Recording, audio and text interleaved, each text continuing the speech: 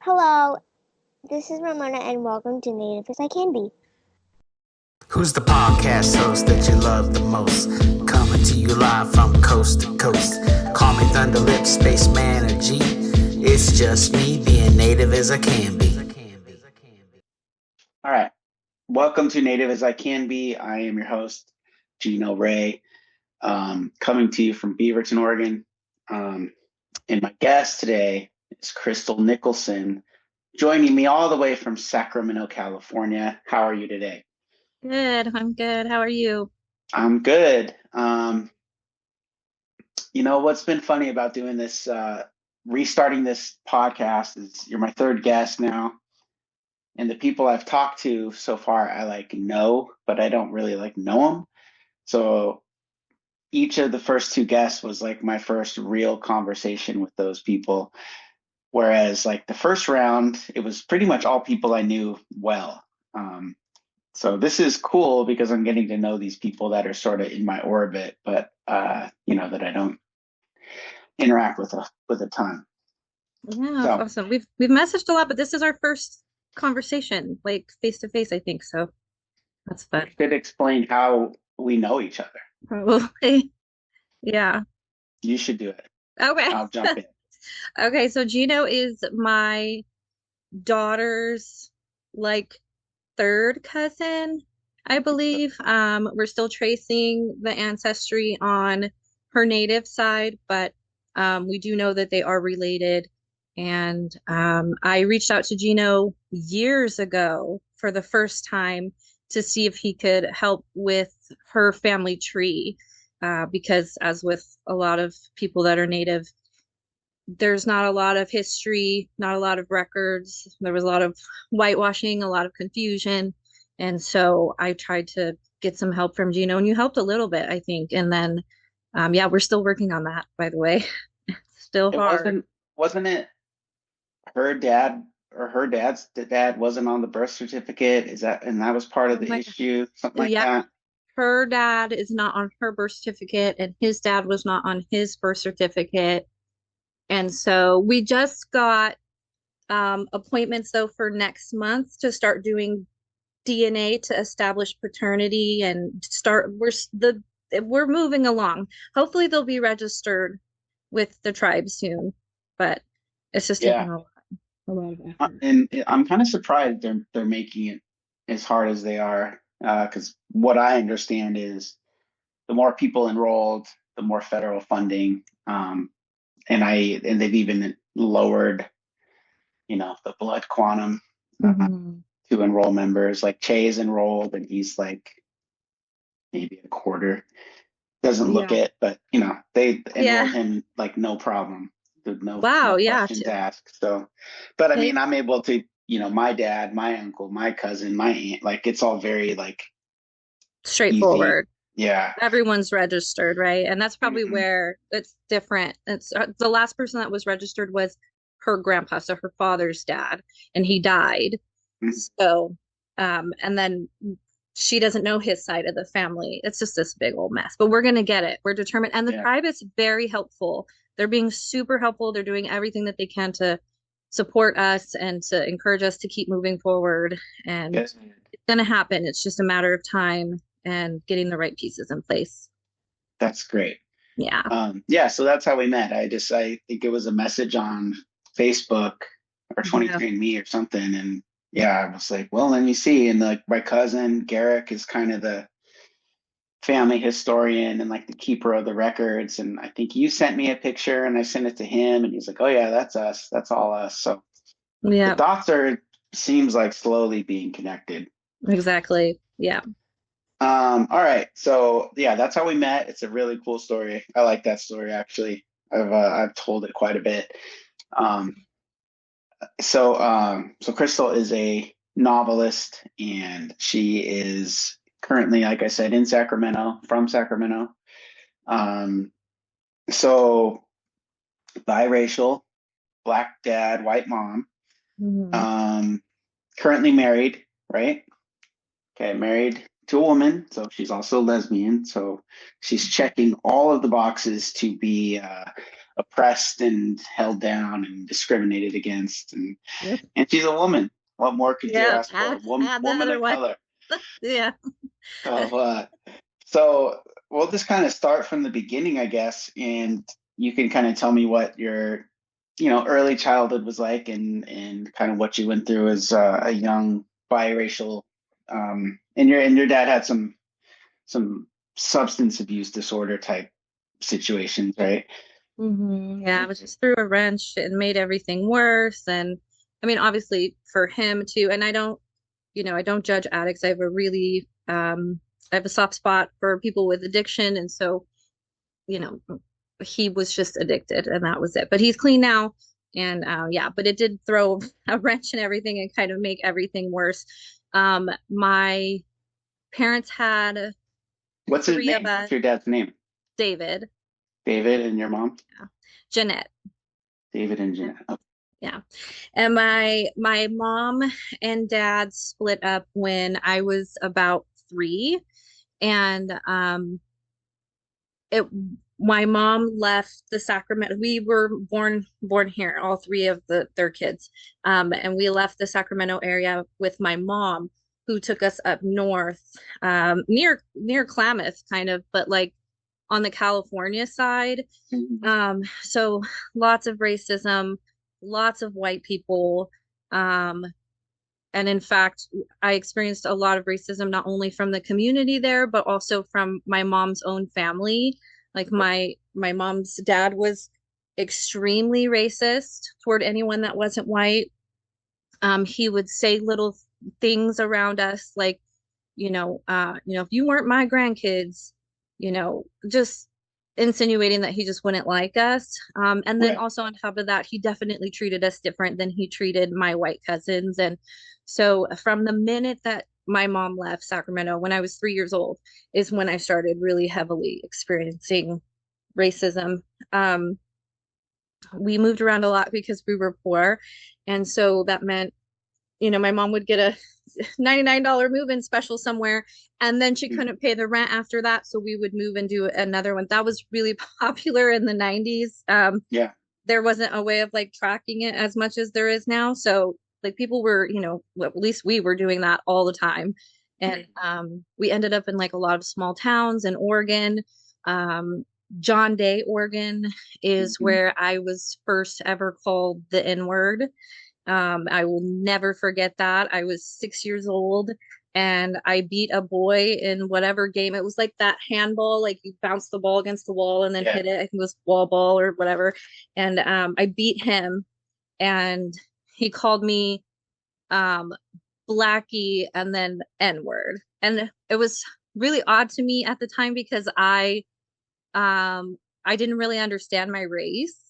And Mhm. so I didn't really understand why he even knew that I was Black. Like my dad wasn't around, it was just my mom. I didn't understand that I looked different, I guess, and so it really just kind of opened my eyes right then and there and kind of shaped everything.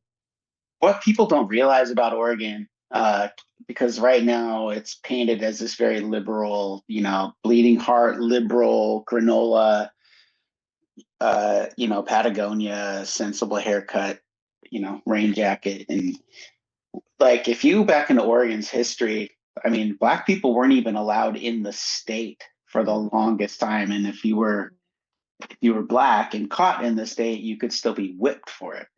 And that wasn't that long ago. That's not like the 1600s. That's like the 1900s. I It's mean, wild.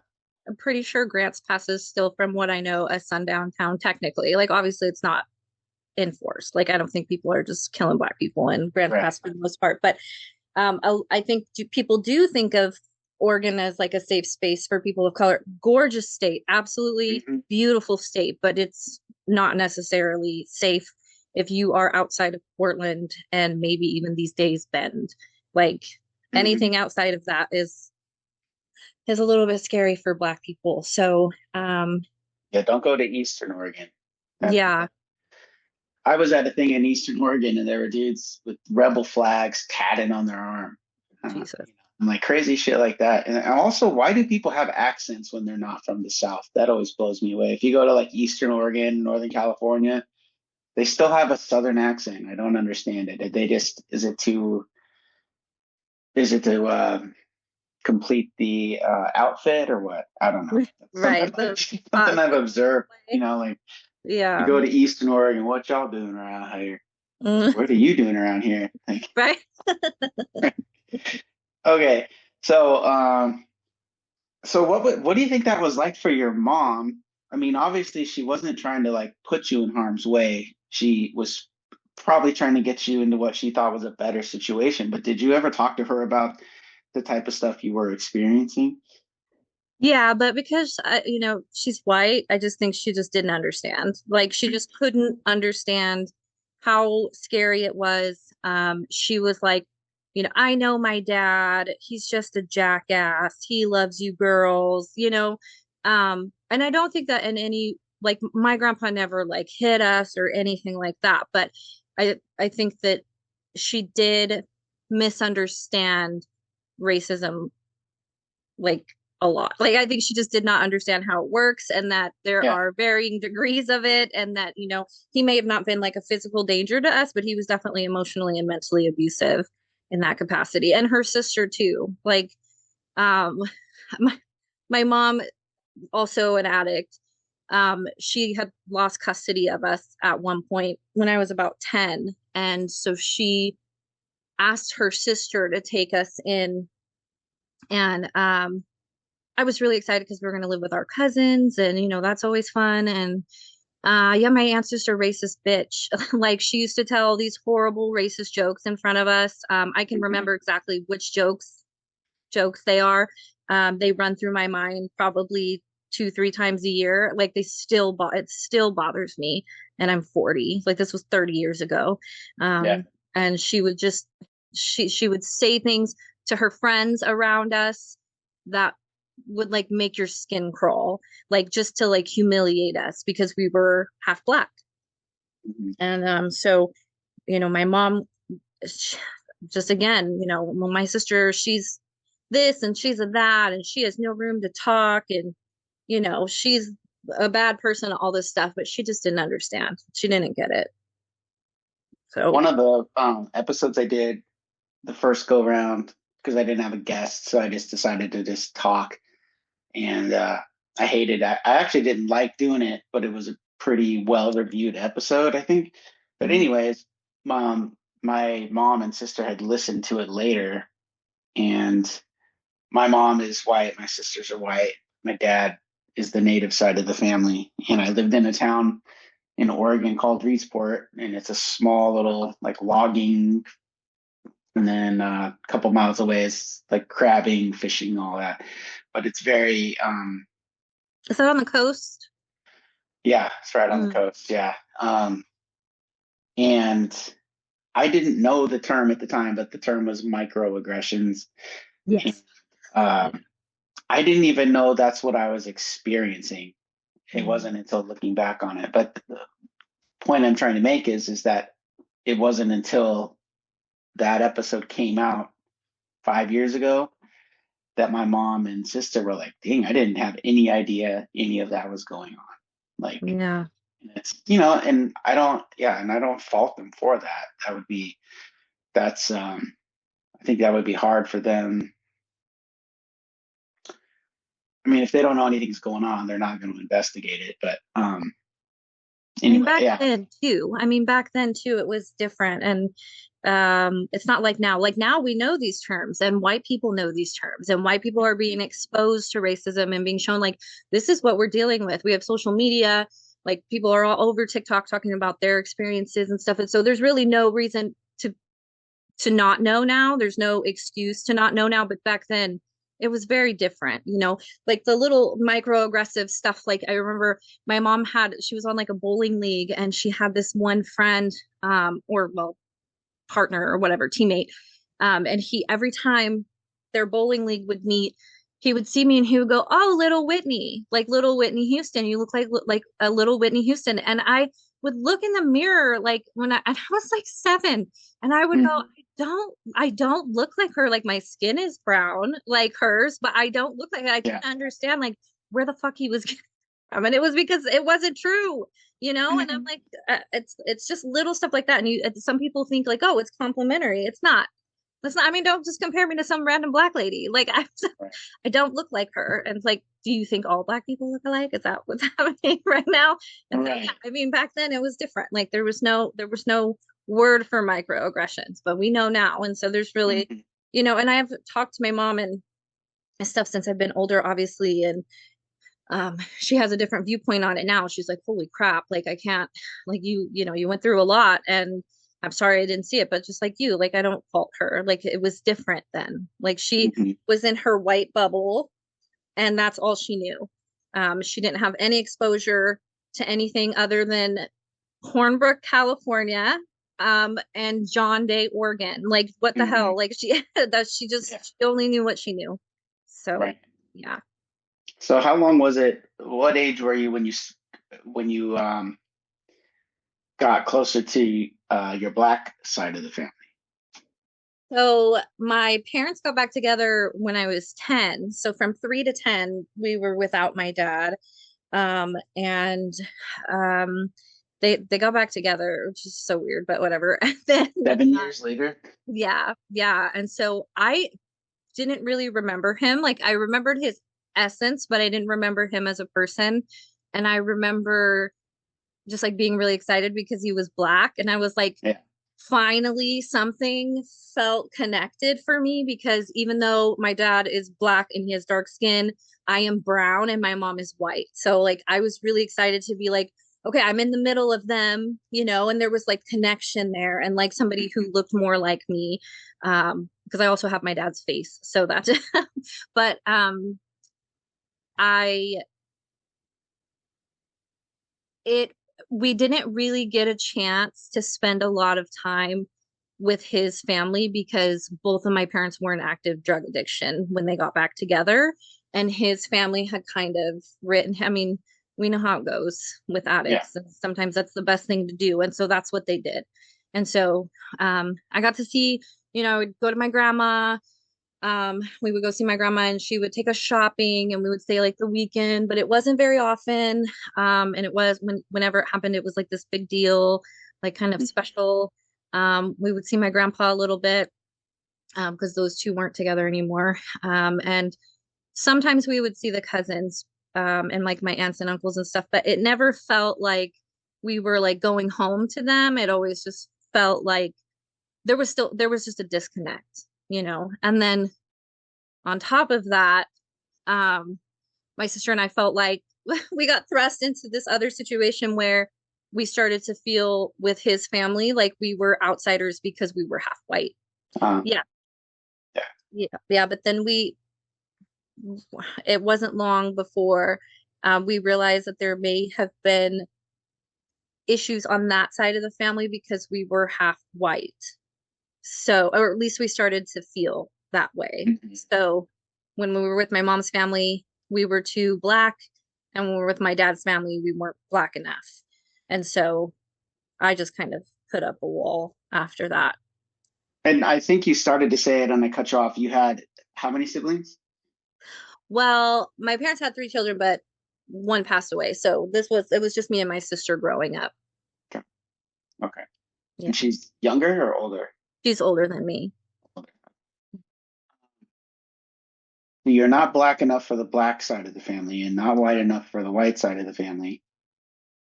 So then, so you put up a wall. So where do you find connection? Like, who do you find to relate to? Nobody? I I didn't. I didn't find any connection. And that led to a lot of turbulence in my life. Like as a young adult, um, as a teenager, just I had a really hard time connecting with people my whole life. I had a really hard time accepting love, let alone giving love. Um, Mhm. I was very hyper independent. And if you had known me, 10 years ago, one of the things that I would always say was people don't need people. We don't need community. Like I got this all by myself. Mhm. Um, it was sad. It was really sad looking. Well, and it feels like what happens is, and at least this was my experience, because I didn't have I saw a lot of things I shouldn't have saw, and for my family, it wasn't drugs, it was alcohol, and yeah, there was a lot of stuff that I experienced, and having a single mom, and then I developed that hyper independence too, and like at times it's beneficial, but I think what it's based out of is just being in survival mode, and it becomes, like tribes that have an abundance of food nearby, resources, have more developed art and language and culture and society. Whereas if you're a tribe that's nomadic and constantly on the hunt, that becomes your focus. And those other things kind of fall to the wayside. And I think it could be that way if you're a young kid struggling with connection and family, and you are just trying to survive, and all those other things will just fall to the side. Yeah. They're not as on the hierarchy of needs. They're not near the top. They're sort of incidental. Mhm. And so, what is it like now? Do you still carry that independence with you? No, my wife's family has helped, and I don't even think that they know this, but they have helped heal that. They're Mexican, and La gente. there are white looking people in their family. There Mhm. are dark skinned people in their family. My wife has like very light skin and blue eyes, and she's very much like I'm Mexican. It just taught me that that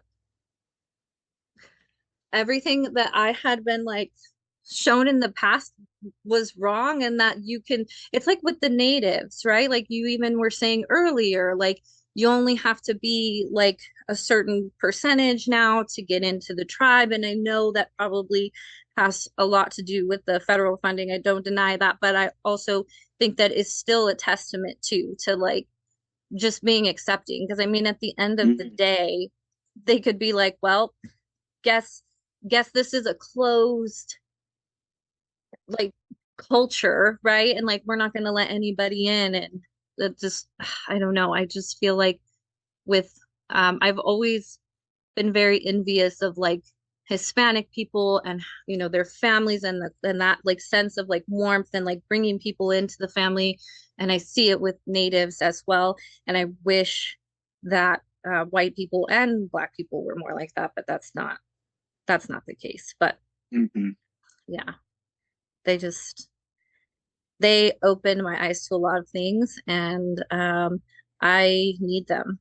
Like I need them in every aspect. Like they're just so they're just an amazing source of support for me. And like I said, I don't even think they realize it, but they're I was like 33 when I met my wife, and I feel like I finally learned how to love, like through her family.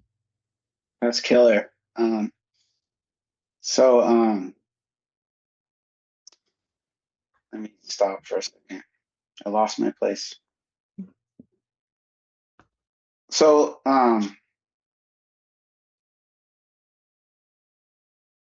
were you dealing with the same type of you were around the black side of your family? Was it the same type of comments and jabs and things like that, or was there a what was that like, and how does colorism fit into that? Because I'm aware of that with black people as well. Sometimes the fairer skin, lighter skins, or skin people are treated differently or more higher regarded. What was that like? Well, I think in our case, so as a community as a whole, I do feel like Black people, so the closer you are in proximity to whiteness, so like European features and things like that, light skin tones, I feel like society Americans America would treat you better, at least up until a certain point, because America's racist. Like it's a very racist country. And so I think that that made it to where Black people, like if you were light skinned, like they look at you poorly, like, right? Like you're not Black enough. Like they're going to revoke your Black card Mm. because you're light skinned. And that we felt that growing up, my sister and I. So my sister is interesting because she actually has lighter skin than I do, but she has more Black features. So she has the, curlier hair, and her features just look, you can tell she's Black. Whereas I honestly get like questioned if I'm Native or if I'm Hispanic, Mexican specifically a lot. So she looks Black, but she's like way lighter skin. So even though she has the Black features, she felt like she didn't really fit into the family either because of her light skin tone. And my grandma would make comments, and still probably to this day, my dad's mom um, made a comment when we were little about how white we are. Like, and it was just in passing, like, oh, you're so white. And then I remember when I took my daughter to see her again, when my daughter was like 10, because I didn't keep a connection with my grandmother. We visited her, and then she said it again to my daughter, and it just took me back because I was like, hey, you're still doing this shit, like, and my daughter does not identify as Black. She's a quarter, but she doesn't, you know, first of all, she just feels like she looks native, and she feels a connection with her native side that she unfortunately hasn't gotten to experience a lot of that, but she just feels closer to that culture than she does the Black side. And that's probably a lot to do with the fact that I just am not close to my family. Um, I don't know. And I think that she has seen so much racism against Black people. She's very aware that that's not a struggle that she has, as a person who's a quarter Black. So she doesn't identify that way. But I, Yeah. however, have been called the N word like more times than I can count. Like I see myself as more Black than I am white, simply because of the way that, first of all, that I've lived and experienced racism. And then secondly, because I mean, I've seen what white people do to Black people, and I don't align with it. I just straight Right. up. So Yeah, it's interesting. Like I'm loving this story because it reminds me so much of my own. Just and it's the whole reason I started a show like this was having not spent a lot of time. I mean, I spent time with my native relatives, summers and spring breaks, but it was not day to day. I lived 3 or 4 hours away from my dad, and uh, so it was just. So then when I would go be around, me and my dad would hit every powwow in the state in the summer when I would go stay with them. And I was having some serious imposter syndrome. And I'm just like, and it was like such a confusing time because I felt like I should be there. And the whole vibe felt good to me, the music and the sounds and the smells and just beautiful native people all around me. And I'm like, this feels like my people, but why don't I feel like I fit in? And also natives can sniff out somebody that's not from the res. I mean, and so there was that kind of thing where it's not like you're getting teased, but it might be the first thing they say. Oh, you're not from the res. Nah, sorry. Like, so it's like this, I wouldn't quite define it as, uh, there's just some separation, and I think it's by design, honestly. Um, so, anyways, I like hearing your story because I can relate to it quite a bit, sounds and I think a lot of people familiar. feel that way. Yeah. And I was something you had mentioned, not in not off air, but this something you wrote to me earlier was about I think you just said you felt more black than white, didn't identify. And I was when I read that last night, I think it was when the last guest that I did, the last show I did was with the Korean adoptee. And I asked her if she thought it would be easier if she was just white and not Korean, because she was in a very white town in Minnesota. She Mm. said, yeah, sometimes I do think that would have been easier. And I had those exact same thoughts when I was a kid growing up in this white town. I was like, it would probably just be easier if I looked more like these people. Because Yeah. I felt, you know, um, I felt like I felt different. Sometimes I didn't want to be different. And then sometimes I would do it just to be vogue, like, oh, I'm not one of you. And I didn't even really know what being native meant, but it was something I could say. And anyway, your story is very relatable to me I mean, for struggling very with many other. identity. Yeah, Yeah. like it's hard. It's really it's I literally tell people I have racial trauma. Like Hmm. it's not a small thing. I've struggled this with this my whole entire life. And I know that you would, even with like, you didn't grow up on a res. I don't talk black, right? I don't use AAVE. And so Hmm. um even if my and I know this, so there's I was considering writing a book about this, and so I'm on the fence about it now, but because I just don't know how much more I want to let this control my life. But I reached out to some people who might be interested in me interviewing them for my book. And there's this one woman who is black, two black parents, and she's had her black card revoked on multiple Hmm. occasions in her life because she doesn't use AAVE. She grew up in the suburbs. She likes like heavy metal music, like it's just it's just this, it's similar. Like you weren't raised on the res. You don't act like us. You don't talk like us. Like, and it's just it's racist. Like Well, it's straight up racism. And I it's hard for me to say that out loud because I know that, people are like, well, there's no such thing as reverse racism. And I do believe that black people cannot be racist against white people. I 100% believe that. But I do think that there's an element of racism in all of the stuff against biracial people. Like they don't have really the power to like stop me from doing anything, which is kind of how racism is defined, as if someone can has the power to like stop you from getting a job or stop you from getting housing, things like that. But it feels racist. It feels just as racist when a black person says to me that I'm not black enough as it does when a white person says to me that I'm too black. Like it mhm. feels the same and it fucking sucks. Like, and it's like maybe not exactly the same, but it's pretty close. So, um, One of the guests I had first season was named Quentin Gardner, and he had, I think his dad was black, his mom was white.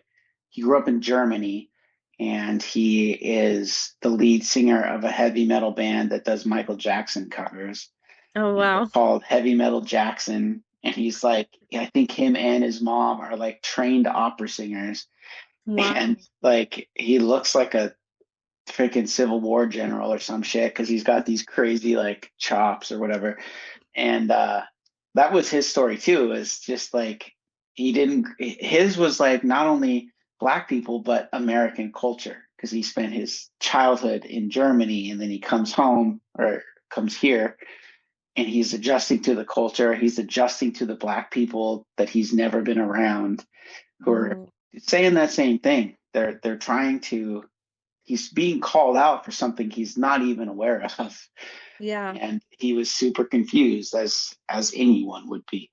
Yeah, and it is an American thing. It really is. Like, I think that people don't understand. So I don't consider myself African American or half African American. I consider myself half black. I do think that, we were, Black people were taken from their tribes. Like we were, our languages and our cultures and our music, all of that, everything was, our entire identity was ripped away from us, and we had to create something else. Like there's not one Black person that I know that even knows really where their family comes from in Africa. Like we don't know, and so we created our own thing, and it's Black American. And I think that people get fiercely protective over that, which is totally valid, but like you're shunning your own people. And then, on top of it, like it really is a thing here more than anywhere else. I haven't done a lot of traveling, but my dad has. He lived in Australia for like 20 years. He's traveled all around. And he says that the obsession with that is really just like a Black American thing. Like you go to any other country and you're like, I'm Black, and then they're like, okay. And they're like, it's more like they're more interested in your nationality, Mm-hmm. in a lot of places. Whereas here we're very centered on race. Um, Right. yeah, I think there's a lot behind that. And that could probably be a really long conversation, but um yeah, just another reason why it kind of sucks here. Yeah.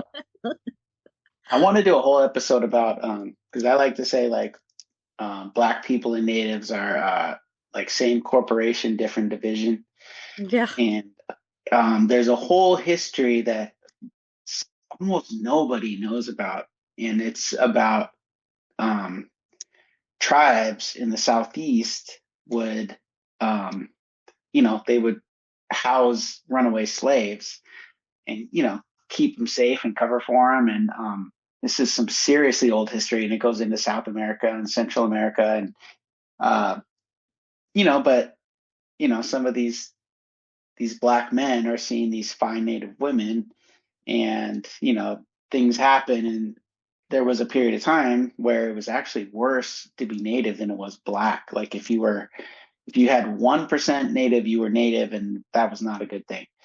And so a lot of these mixed blacks and natives would be, they would call themselves black only, and then that whole native side is now forgotten, and or not forgotten, pushed down, suppressed.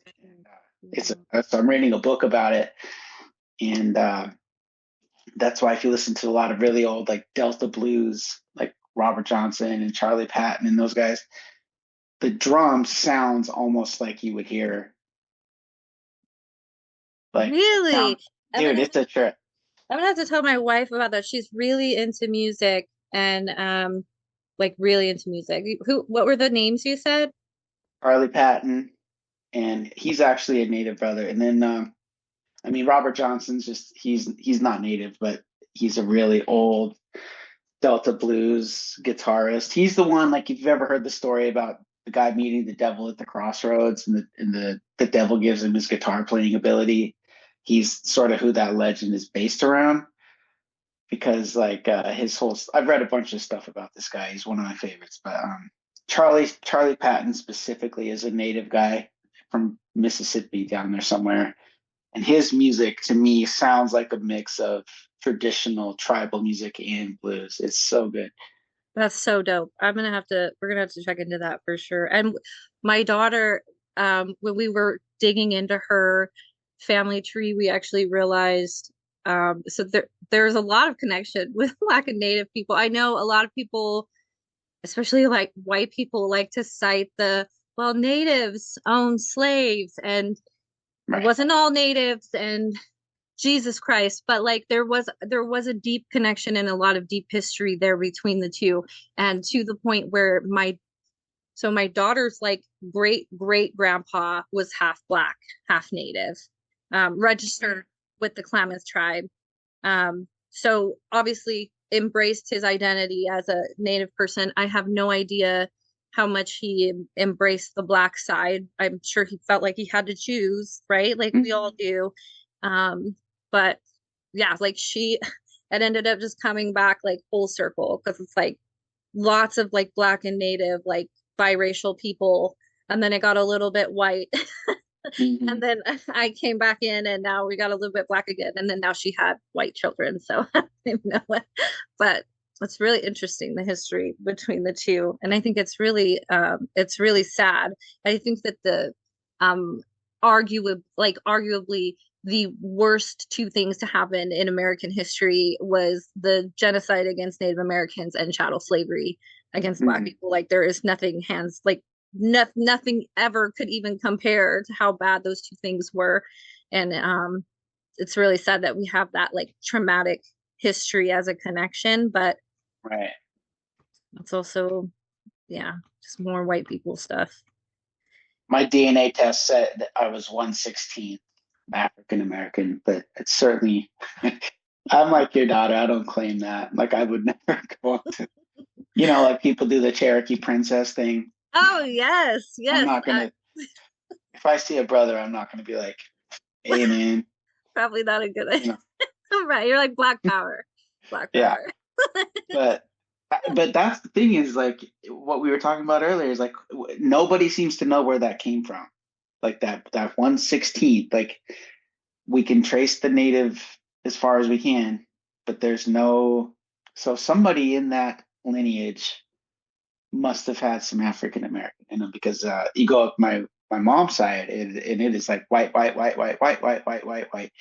So it's not there, Yeah. but we don't know where it came from. But we Yeah, and still then well, and then on your is mom's side, it, you're tracing it back to the fucking Mayflower, right? Like you're yeah, oh able to yeah, it really goes back. like, yeah, that's Yeah, and on the 23andMe, all of my relatives except for you guys were maternal. I think I had two paternal relatives, and there was like wow. fourth cousins, fifth cousins, like all over England, and yeah, just a couple Yeah. people. But maybe I don't know. I thought maybe natives were too smart to be taking DNA tests. Like Don't they're want to not be getting tracked. my. They No, know better. probably. You know, I wouldn't doubt that because, and it's funny because I think that might be the same on the Black side too, because I don't get a lot of hits on my dad's side because I was Hmm. almost for sure that my dad probably had like a kid or two out there because he was Yeah. kind of a hoe in his days. Hmm. And so nothing. It's always it's like you have a new relative. It's always a white person. I'm like, well, I'm not interested in that. Yeah. Don't send me those notifications. I don't care. I have so many relatives on my mom's side on that. Like it's just I don't care at this point. Mhm. Ugh. Yeah. Yeah, that's funny. Yeah. I like that. So one of the things you also mentioned was, your dad's struggling with substance abuse disorder, and one of the things you said offline was he thought his inability, and you can word this better than me, but his inability to maybe succeed or get ahead had something to do with a lack of skills or a lack of a skill set, and you think it was more to do with a system that's designed for him to not get ahead.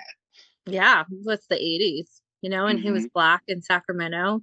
Um, he he and I still see it in him too. He still has a lot of my dad has a lot of racial trauma, and I don't even think that he's aware of it Yeah. because he just grew up in a different time where, he was seeing Black people get hit with fire hoses on TV and like all of this stuff. So his experience, for him being called the N-word, it's like, well, okay, not so bad, right? Because nobody's Hmm. trying to lynch me today. Like, do you know what I mean? Like his Yeah. experience is If you had much, to choose one, yeah, I'll take yeah, the N word for sure.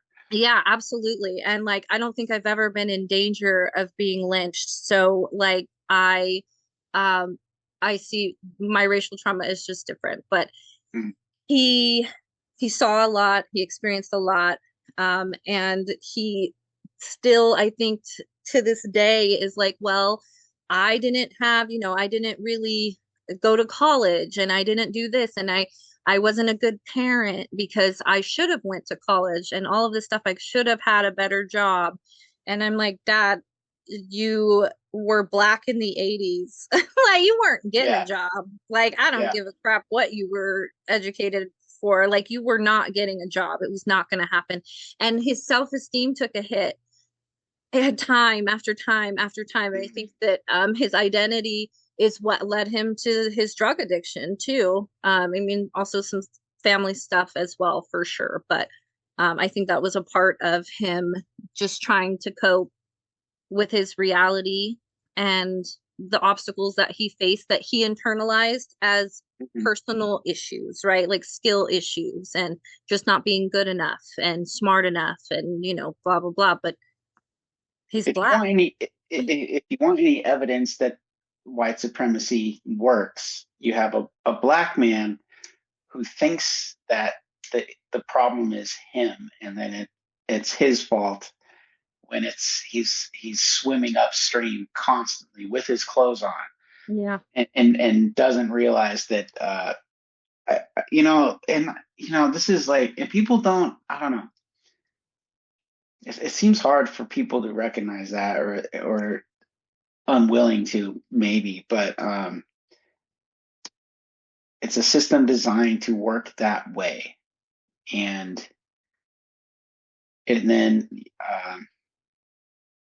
for him to internalize it as his own lack of skills, it's sad, dude. And then you bundle that in with all the other racial trauma and whatever other trauma he's already. Yeah. Yeah, that sucks, dude. Yeah. How is he? How is he now? How does he? He's doing a lot better now. My wife and I recently moved him in because he got really sick last year. We almost lost him. Mhm. So we're doing the intergenerational thing here in the house, which is fun. He's been here for like 6 months, and he's a great roommate. And I've noticed that the more open I am with him and like validating things that he may not have even thought of himself, like the more he, I think he's listening. I think that he's realizing how the odds were stacked against him. I think that Mhm. it's a lot of undoing, but so I don't know if we'll ever get through all of it, but like the other day he even said, well, um maybe we could have fought back harder. Again, he wasn't suggesting that they should have. He's just like, well, maybe, my ancestors could have fought back harder against the slavery. And I was like, Dad, how? Like, Right. you were either a slave or you were tortured and then killed. Like, like, and I'm trying to undo the programming. And he's older, so it's harder, Yeah. but he's doing better Yeah. now. He's healthy, and we're working on the mental stuff. Yeah. Uh,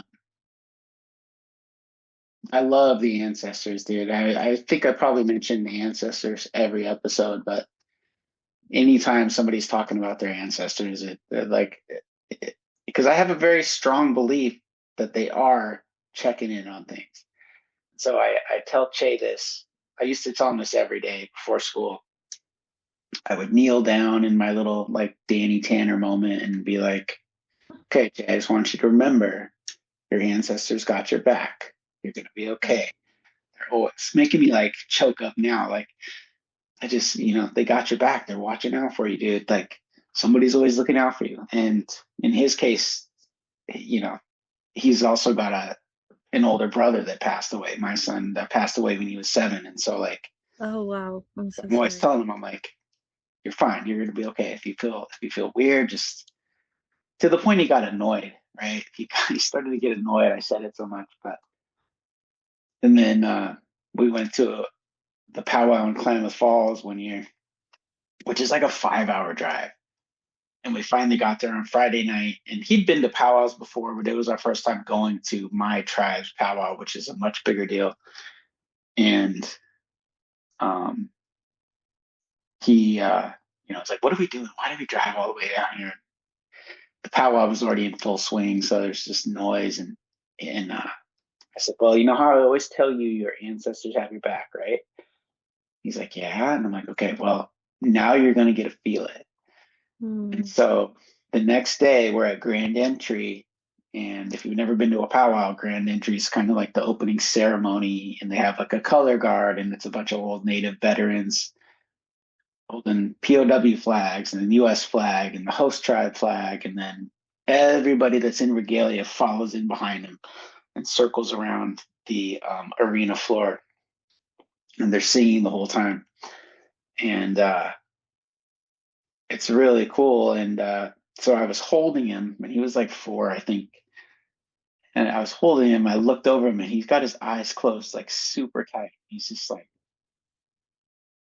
and then he opens them, and he looks at me like he was about to cry. And then he just gave me like the tightest hug he's ever gave me. And I was like, that's the feeling I was talking about. And like, Mm. it was so huge, dude. Like, I'll never ever forget that. And now we go every year, and that's like our thing, and it's amazing. But That is incredible. I'm jealous. How amazing for you. Like, wow. Like, I wish that there was something, I could have something similar, like to my ancestry.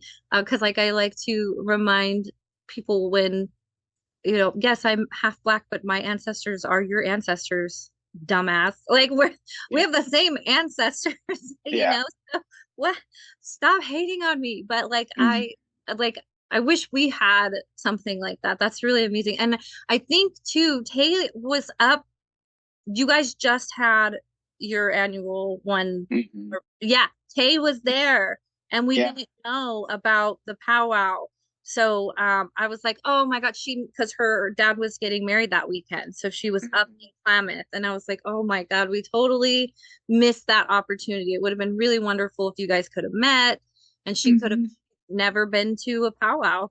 She's never been to one. And there are some here in Sacramento, and she is interested in those. But like you said, to go to her tribe, like, that would be Yeah. amazing. You guys have to connect next year for the next one. Totally. Yeah. Yeah. Um, yeah. I always. I'm not a religious person, but this is it's a really weird philosophy for me. It's not weird, but the origin's a little weird. But I was listening. You know who Bootsy Collins is? I know. No. He's a bass player. He used to play with Parliament and Funkadelic and all those guys. And then he's done his own stuff. But he's got this crazy bass guitar that looks like a star, and he's always wearing some nutty hat. But he's always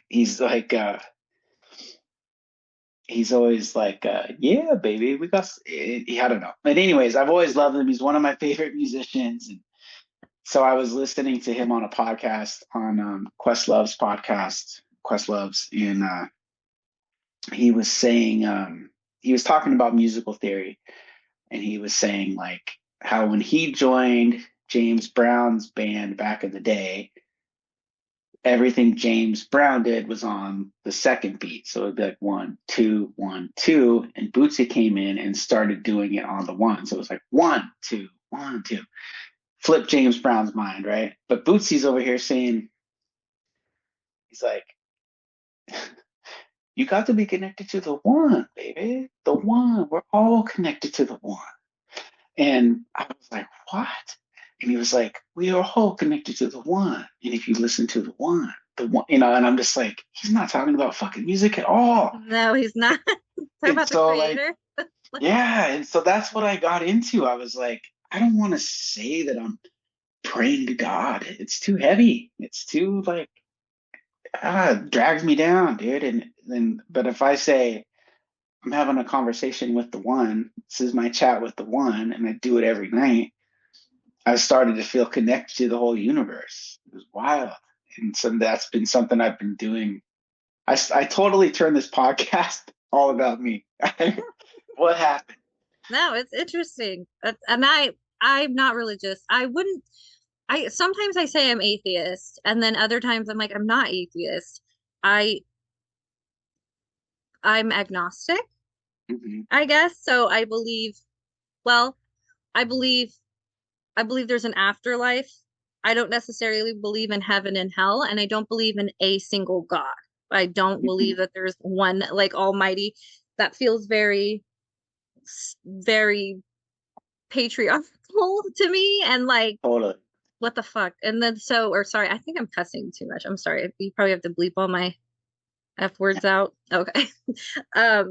But I do believe, in there's something. There's probably something, and it probably is way better than here, Mhm. like going home type thing. Um, yeah, I totally forgot where I was going with that. But I also believe the same thing. Oh, the Christianity, like the God that all feels like, I think I have an aversion to that because Mhm.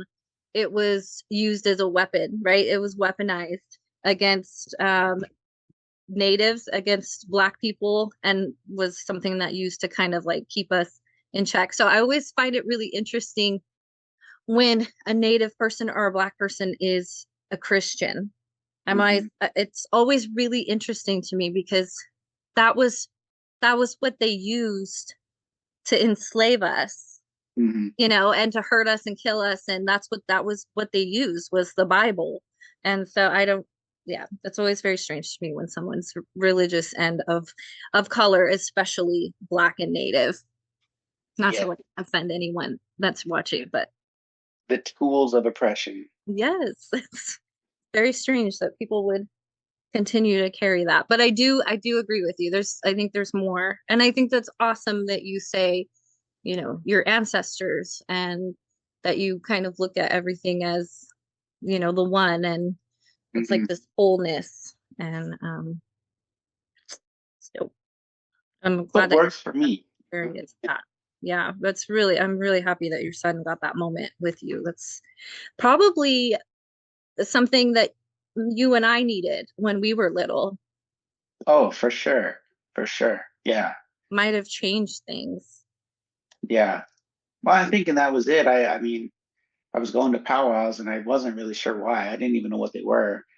Yeah. And yeah, it would have been helpful if I had that explanation, but maybe Pop didn't know either because Pop was having his own identity issues right around the time I was born. Oh, Um, really? yeah, because he kind of his whole story, him and his brother they were removed from their parents really young, like 2 or 3 years old, and they went and lived with this foster family on a farm that was basically they were foster. Uh, they needed kids to work on their farm basically, so they would get Wow. these foster kids and get a little stipend for it, and then they'd be Oh, doing their thing. But so my pop was separated from culture for a long time as well, and he had to kind of go out and discover it on his own. Um, and there's a term we have in the native community called Apple Indian, which means you're red on the outside and white on the inside.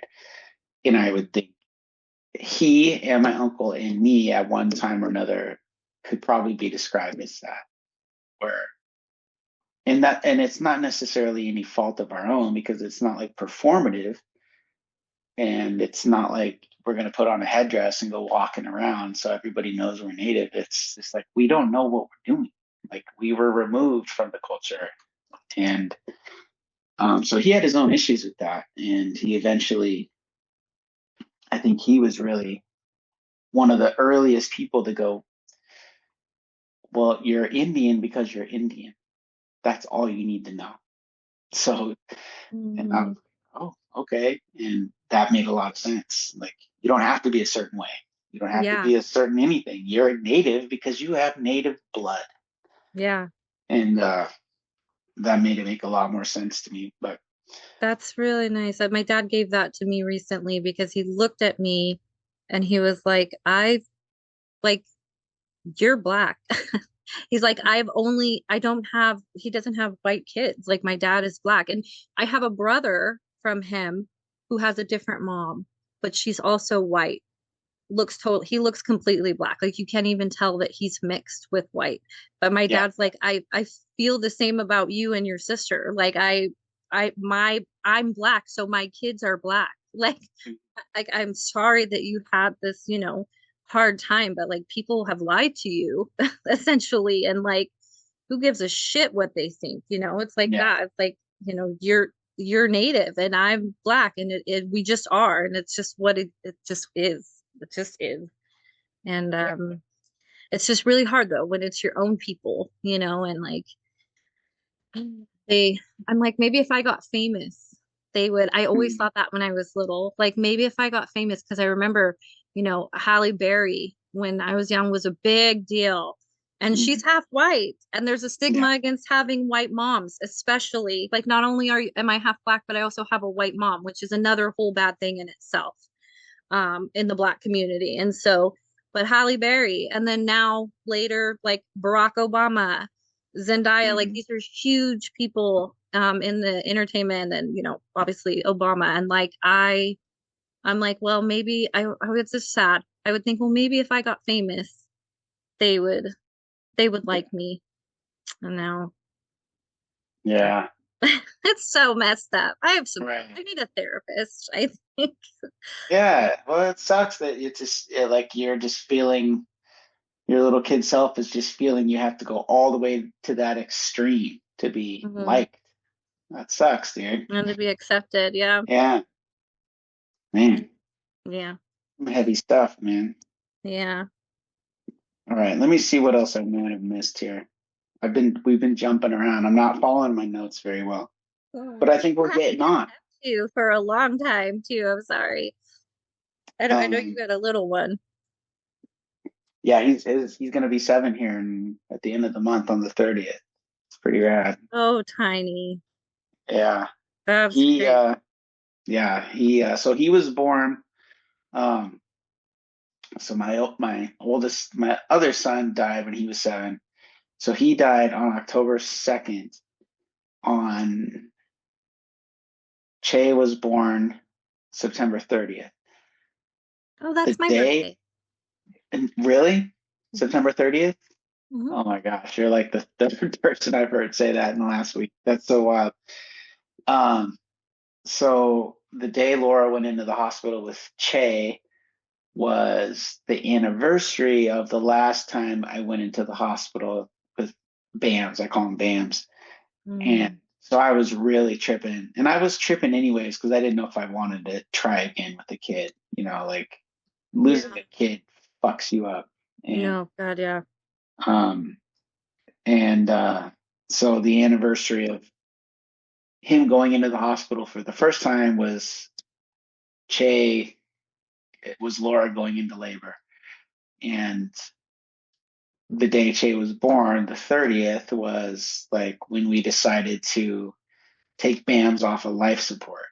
And Mm. so it was like this crazy, like there's so much going on in my head. And Che was like 3 weeks early. So I'm like, why is this all happening? Like, and so then I have this whole image of my head of, October 2nd is always a hard time. I just picture these two in this other plane and Bam's going, okay, go now. Now's the time because Mm. now is when he's gonna need you. So Mm. yeah, so I like so and Che knows about his older brother and has asked about him and says he wishes he was around. But it's one of those weird things that I attribute to the universe. Like I don't think it's a coincidence. It feels like a convergence. Uh, Yeah. It was similar with my sister because my parents lost their baby. So it was before I was born. She died at the like day of her 5 month old birthday or whatever. The day she turned 5 months old, she passed away in her sleep.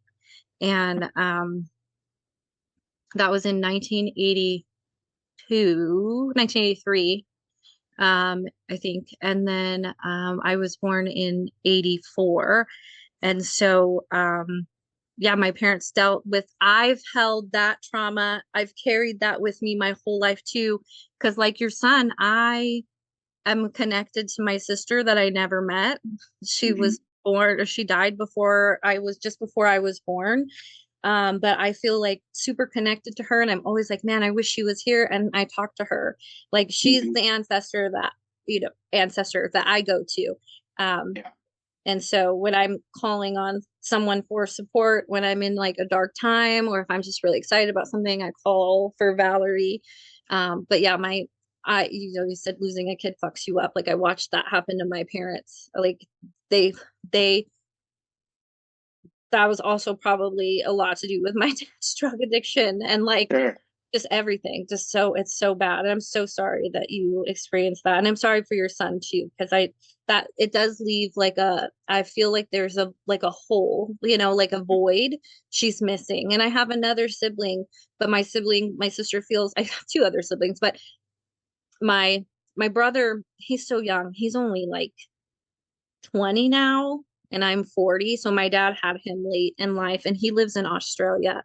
So I don't really get to see him very much. And I don't know how connected he feels to our sister, but I know that my older sister feels really connected to her. And we both feel like there's just this like piece of us missing, even though I never met her. It's so Right. weird. It's super weird. I'm like, yeah. Yes. Man. All right.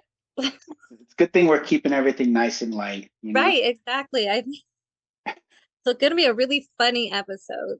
Yeah. People are gonna listen and go, "What the hell did I just?" All right. Um, so how do you feel? You said before that being biracial is the hardest thing to go through. What kind of overlap is there between being biracial and being a lesbian woman or a lesbian woman of color? Ooh, that's a good question. What kind of overlap? Well, different different states of oppression, honestly. Like they don't really overlap. I can tell you, it's so funny. I know when someone's judging me for either one, even Mhm. if it's one or the other. My ex-girlfriend and I went to a trip to Fort Bragg. I've been to Fort Bragg since, never had any issues, but this was like 15 years ago. And we walked into a restaurant and there were people staring at us.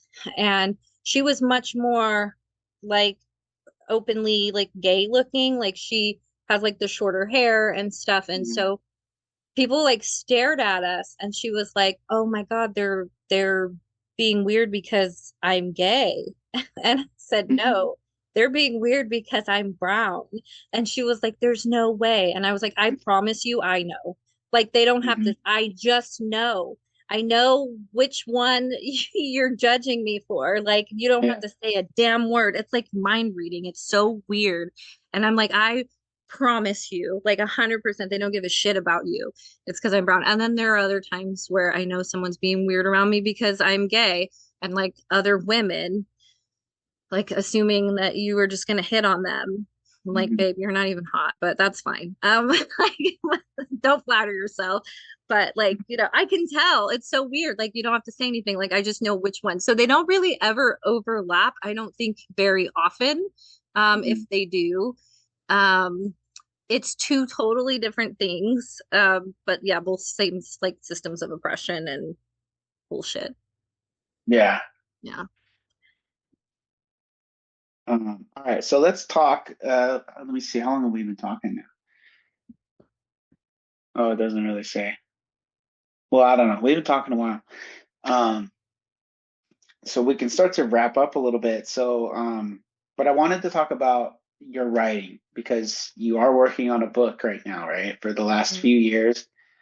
Is it, Yeah, it's fiction, it's nonfiction? What that's what what can fiction. you tell us about it? Okay, yeah. So it's been about 3 years. I hope to wrap this up very soon. I'm hoping within like the next 6 months, but I'm like pouring my heart into this thing. So it's just one of those things that it's going to be done when it's done. But it is fiction. I have decided that I don't know what genre like I want to write in. So I just started at the beginning. I wrote a children's book and self-published that, which I don't want to talk about because it was really expensive.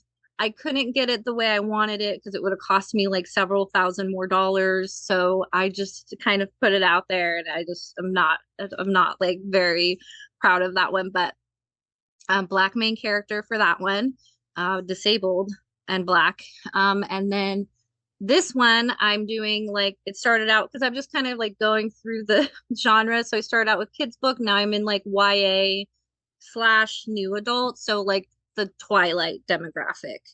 So like, well, I mean, I like Twilight and I'm old, but like like the original demographic, I think Twilight was like teenagers. And so yeah, that's like kind of similar to mine. And it's heavy and it doesn't, I'm writing it in a way where it doesn't seem heavy. And so that's what's also taking me so long is I'm taking a really important topic, and I'm feeding it to young people in a way that they can understand. And so it's a really important book to me. It might even end up being like my masterpiece of my life. Like I really, it's got a really important message, and I think it even might get banned from like, libraries in certain states and stuff. So, Mhm. which I'm really looking forward to. I will wear that like a badge of honor. And so, Quite 'cause the accolade.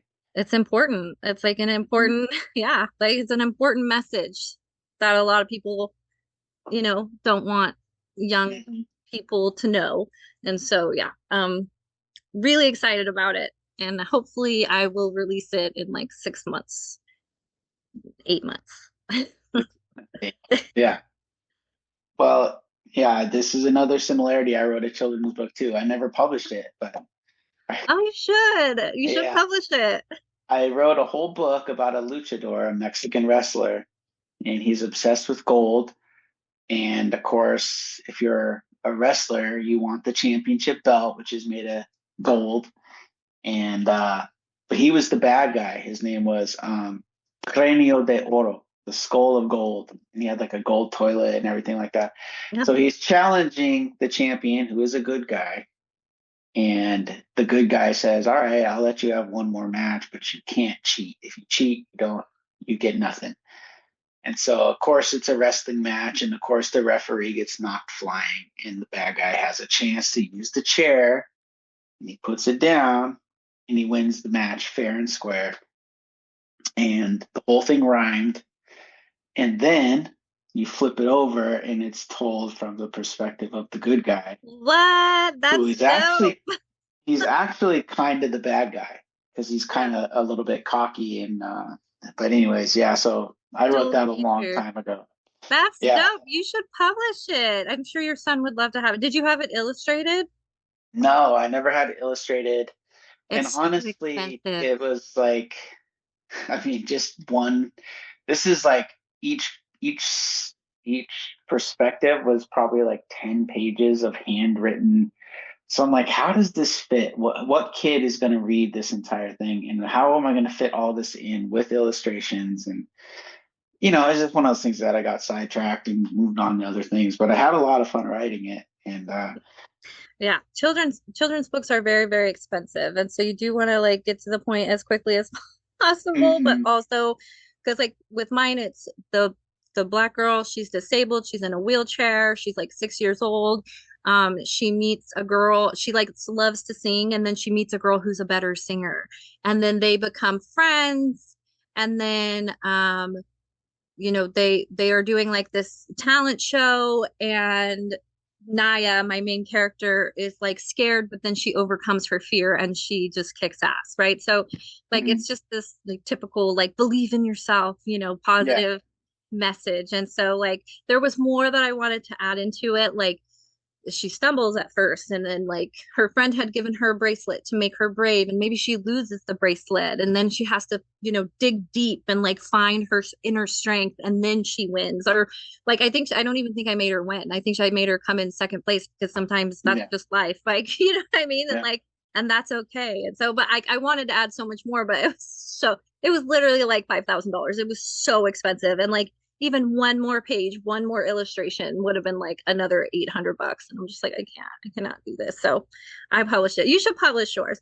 You will never regret publishing it, even though you might like I don't like try to lead people to it. I'm not like, here, you can find it here. Like I'm not like Mhm. super proud of it. But people have recognized me. They're like, oh my God, did you write a kid's book? And I'm like, it's really cool. I'm like, yeah, that's kind of embarrassing, but yeah, I did. Like, you Yeah. know what I mean? Like, and they always, there was a couple, this lady, she has I actually work with her. She's like, I know exactly who you are. She's like, you wrote this children's book that my son loves.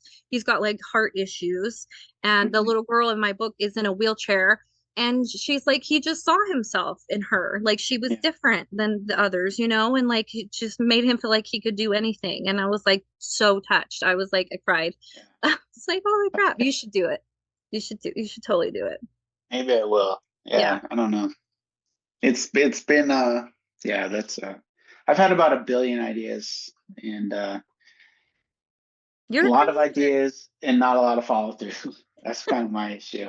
Like the podcast is the furthest I've ever gone. Um, but I'm like you, like if I could just do this and not have to do anything else, I don't even want to be rich. Just give me enough to like cover my ass. I Yeah. would be so psyched because like these conversations are every one of them has been good. Like, and I've had them with all different types of people, and people want to tell their story, and I think they should.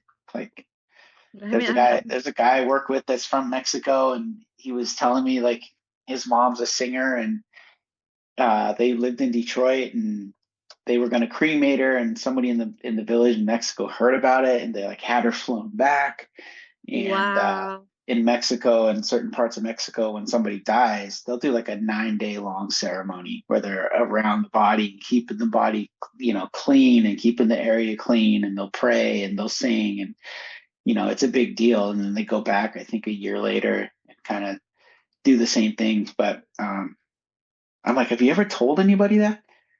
No, I don't know. It's just, like, dude, that's a fucking killer story, dude. It's Like, amazing. and Yeah. the guy that is, I got a guy that's going to help me do some videography work. He has the same story, and his is more recent. He went down when his mom died. Everybody in the village knew her and loved her and took care of her, and she took care of them. And he got down there and just had this wild experience. And uh, but yeah, so I don't want to give away too many secrets about my upcoming episodes. But point being, so They'll many stay people tuned. have such good stories to tell, and they don't ever either want to or even consider that other people might want to hear it. Yeah. And then you crave connection, which surprise, surprise, you're a biracial kid, you always have craved that connection. And it's the same with me. I just have a different outlet. My art is writing and telling and storytelling and connecting with people in that way. So I'm like not surprised that people like us like turn out to try to like I mean, it's become our art at this point. Not to say that I wouldn't have been a writer either way, but I don't know if I would have been as passionate about it as to actually pursue it and to continually pursue it in the face of like every obstacle that I've ever had, like being a single mom, like the world just like trying to like dim my light and like not allow me to be who I was meant to be. And I'm, finally got to a place where I was like, you know what, fuck everyone. I'm just gonna pursue my art. And like you said, I don't want to ever be like Stephen King status or anything, but it would be nice to do this full time and just be able to pay my bills and just connect with people and, do my book tours and Mm-hmm. hear how my book, resonated with someone and hopefully helped them in some way or just touched them, it's really cool. I never connected those dots that I wanted to do this to connect with people. That never Hmm. occurred to me. I thought it was, I mean, maybe just saying it another way, as I think I was just craving some sort of attention because I've done acting, I've done wrestling, I've done MMA, I've done all kinds of shit that puts me in front of a crowd, in front of a camera, rapping, whatever. And I had never really thought that it was that connection and attention are probably the same thing or Yeah, close. absolutely. Absolutely. Yeah. No, I mean, I'm not a psychologist, but that's my guess, Yeah. and then we trauma kids and we end up kind of artsy and you create all kinds of stuff and just really cool and um I mean I wouldn't be surprised if a psychologist said yeah that's what you guys are doing is you're trying to Mhm. connect and you know yeah Yeah. Well, and if I get some connection and they get to tell a story and then I get to make some money off of it, that's win, win, win, if you ask me. Absolutely. Yeah. Um, so you had also said that you are not interested in you want to publish this independently. Why is that? The publishing industry is heavily racist. They and misogynistic. Like they favor white men. Like I don't know if you read a lot, but um if someone was, I feel like there are so many underrepresented women of color in the publishing industry because it's just ruled by the Mhm. patriarchy, right? So like if you're a guy, you could be like, well, I wrote this book, and they'll be like, yeah, it's great. Looks like a great book. And it's really just a pile of flaming crap. And then like, um women of color especially, like we have to fight against everything to be seen. And then, we get in front of somebody and it's like, hey, I want to share this art with you. And they're like, they just look at you and they're like, nah, I'm good. Like it's not what we're looking for. It's actually going to lead me. So I'll always be indie. But I think that my distaste, distrust, and straight up just like I have no like lack of I have a total lack of respect for the publishing industry, and I actually want to create my own press one day. That's the angle, like being a writer and having my own publishing house, where I only represent underrepresented people. And I'm not talking about like I only publish Black people or brown people. I mean like I'm not even talking about like Black and brown people from the suburbs. I'm talking about like finding these like gems that are like these little diamonds in the rough. Like these kids are, you know, traumatized and like they have this amazing art and they want to share it. And like I want to be able to be the person to help them share that. Um, how to find those people, I think is going to be the biggest battle, and I'll figure that out one day. But um, yeah, that's the end goal, is to have my own publishing agency, and just I don't want anything to do with what's out there right now. So funny. That's one of my things too, is I wanted to have a production company at some point. And that was the goal. Help underrepresented. You And are such a copycat. You like I know, dude, I don't have any original. I've never had an original idea. It's true. same. Yeah. Yeah, that was one of the things. I was like, I just want people and I want people to be able to have a chance that they wouldn't normally get. And Absolutely. um, but yeah, and it was going to be a whole kind of, or was or is going to be kind of a whole multimedia. If they want to write books, they can write books. If they want to do music, they can do music. If they want to do film, whatever I can do, whatever, That's and do it awesome. as much as I'm, with as little backing as possible. Because yeah, once too many, yeah, you know what I'm talking about. I mean, we Um, could join forces. I can do the publishing side and like for the books and stuff. And like, yeah. I mean, but like I said, I like yeah, I'm looking to like really um yeah, like digging deep, right? Like finding I'm not talking about being like performative and being like we publish Black writers only. You know what I mean? Like really like even even white kids. I'm just someone from a like horrible situations where there's literally like no no other maybe good coming into their lives. Like I want to help someone. Like I want to help people, where it matters, and give somebody a chance that we didn't have at yeah, all. So totally. yeah, let's join forces. So, Okay, I like it. Let me get, yeah, you publish a book. Let me get this podcast to where it needs to be, and then yeah, we'll start our own empire. sweet. Sounds good. All right. It's been so good talking to you. I cannot believe this is the first time we've ever talked and it went this well. Like I didn't Mm, think it was going to go poorly, but we were we were in the pocket. It felt like for sure. yeah, like we're besties now. We got this. Yeah, And I'm totally. like, I think that like if I can come next year like to the powwow with you guys, I would love to meet up and like meet you in person. And if something happens, something cool nearby if you come down this way for a powwow or something. Like maybe Hmm. Tay and I could go with you. Like, whatever. Like my door is open to you. It's been really nice Yeah. talking to you.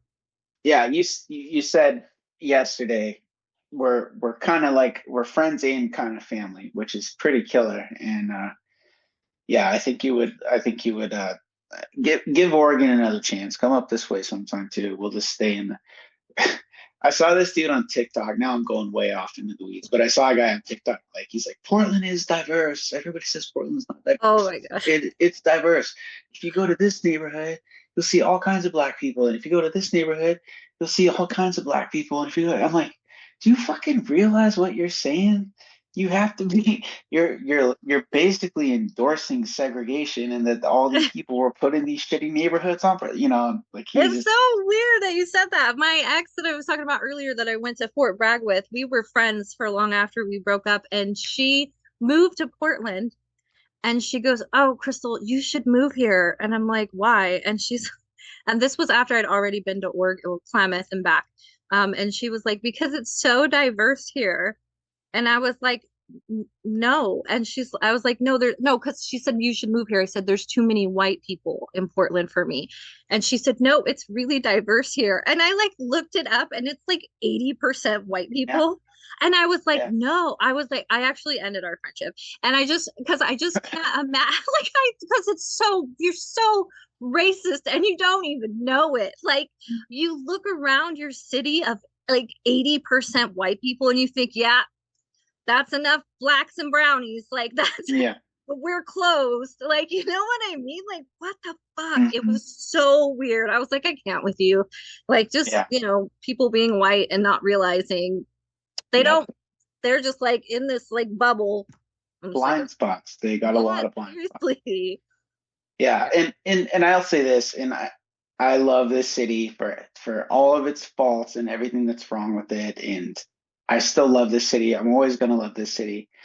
But yeah, it's not without its warts. But to me, it's still. I mean, I spent every summer here when I was a kid. I saw MC Hammer when right before he blew up out on the waterfront, and yeah, love I have so many good memories of this city, and like it's but yeah, it's not without its problems. And if Donald Trump wants to come by and try to clean shit up, like he wants to send the National Guard or whatever, then we're not even going to notice. But well, no, actually, that's not. Portland will get buck wild. We Yeah, know how no, to no, it we know how to it does. protest around here. Yeah, no, definitely. I was about to say, no, Portland will push back against Trump. That's for sure. That's one thing I will say about Portland. And like one thing that's lacking in Sacramento. I feel like the protests here are like, let's go grab some brunch and then like Mhm. protest. It's not like I've seen these like protests, like the BLM movement, I think it was in Portland. Like Portland went nuts. Like I was seeing like smoke everywhere and like shit on fire, like, and that's how I get down. Like that's like I'm about that shit. So yeah, that you guys definitely have that on us for sure. For Yeah. sure. All right. We gotta wrap it up before Okay, okay. because I could keep going, dude. I think we covered everything I wanted to, but oh no, let me ask one final question. Okay. Um, what do you think you would say? Because Tay has kids, right? Yeah, I'm a grandma.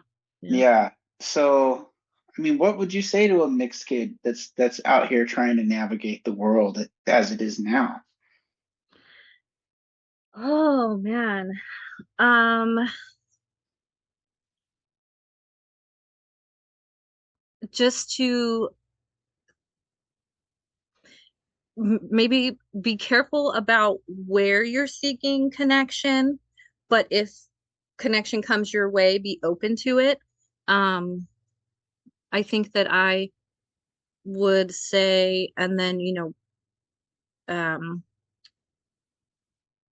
kind of trust your instincts. Know that if something feels off, if you feel weird around someone, like if it doesn't, if the vibe's not right, like you're probably right. And just probably the last thing I would say is like follow your art, like 100,000% follow your art, like wherever that ends up leading you, I think is always going to be the right place. Like don't follow a career, don't like put that much emphasis into that, just follow whatever is in your heart and like creating. And I think that that will always steer you in the right direction. I think there's some element of ancestral stuff in that, you know, guidance. Yeah, that's great advice. Um, What would you say? um, yeah, I think I would probably say kind of, be careful the company you keep, and you, you could be a target no matter Yeah, what. yeah. And, uh, you know, um, I think these kids now, I don't know, I think they relate to each other differently than when I was a kid, but they seem to be a little more open-minded. But um, yeah, trust your instincts, and don't don't limit yourself to what you think you need to be, or how you should be. And I think that's where I tripped up a lot earlier in life when I didn't know what being Indian meant. I decided I'd go be a caricature of what I thought an Indian should be. And after a while, I couldn't tell the difference between myself and the caricature. And I felt it was kind of a shameful moment because I was going, I'm not doing this right at all. I'm Mm-hmm. not. I'm not being authentic, and I'm not representing my people well. Um, so I would say be whoever you're going to be, and like my dad said, you're still going to be Indian, you're still going to be black, Doesn't, you're still going to be yeah, whatever, and yeah, you could still rock your uh, you could still rock that, and it'll just be in your way. And I think that's authenticity is big. yeah. Agreed. Good advice. Okay. Well, so nice to talk to you. Nice to finally talk to you. You as well. This was really fun. Every episode I do, I'm like, oh, this is one of my favorite episodes. This is also one of my favorite episodes. Yeah, I appreciate you coming on, and it actually came together pretty quick, within a couple of days, which Yeah, is that was nice. pretty rad. But I do a lot Yeah. of back and forth on these. But yeah, thank you. Have a good night. I'll share your your TikTok in the description if you would like. If people can check out your stuff, and All right. let me write the forward on the book. I want to write the forward on the book when it comes out. Yeah. Yeah. What are you gonna write? I don't know. I'll figure something out. All right. All Yeah. right. Have a good night. I'll talk That to was you nice. later. It was nice seeing you. Yeah, nice to see you. Bye. Bye. Okay.